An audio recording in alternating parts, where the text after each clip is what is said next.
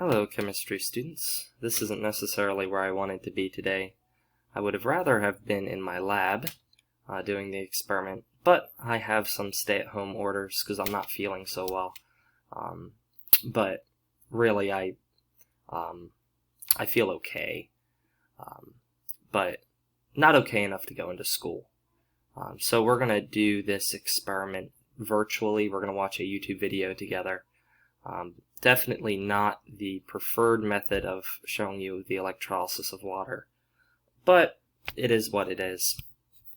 And we're going to have to watch this slightly crazy-haired dude do this experiment instead of me. I don't think it's gonna play the what he's saying, so I'm just gonna kind of narrate for you. This is essentially what he's doing. He pours in tap water. Now, pure water is actually not going to work for this experiment because electrolysis is based on ions. Pure water, just H2O, has no ions in it. And so he actually pours in some Epsom salt. And Epsom salt allows there to be more ions because it dissolves in water, and the ions become apparent. And because there are ions in water, now if you place a battery into the water, it's going to cause a stream of gas formation. Now over here is going to be the hydrogen gas formation, and over here is going to be the oxygen gas formation. You can see that the hydrogen gas formation is a lot stronger than the oxygen. Well, why would that be? It actually has to do with the fact that that there's twice as many hydrogen as there are oxygen in the water. H2O, right?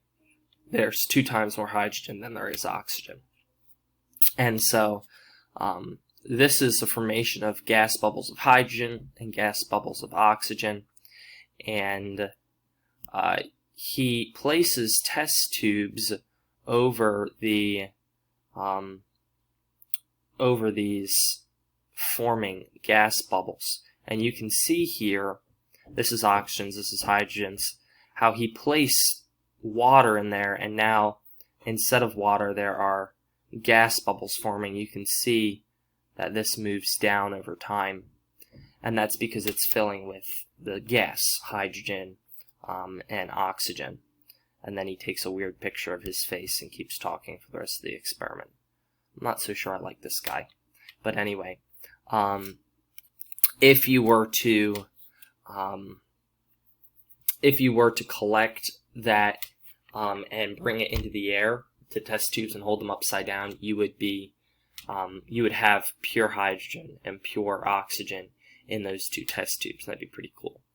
And in that case, you could put a lighter underneath them and tip them over and watch a little bit of a flame come out, because the hydrogen is flammable and the oxygen supports combustion. So both of them would cause a pretty big spark. Hydrogen actually makes a cool pop. Maybe I can record the video of its popping when I feel a little bit better. So anyway, there's no lab work for you to do today. I just hope you enjoyed that video. And I hope that you are enjoying your remaining lectures of this class through our virtual school we set up.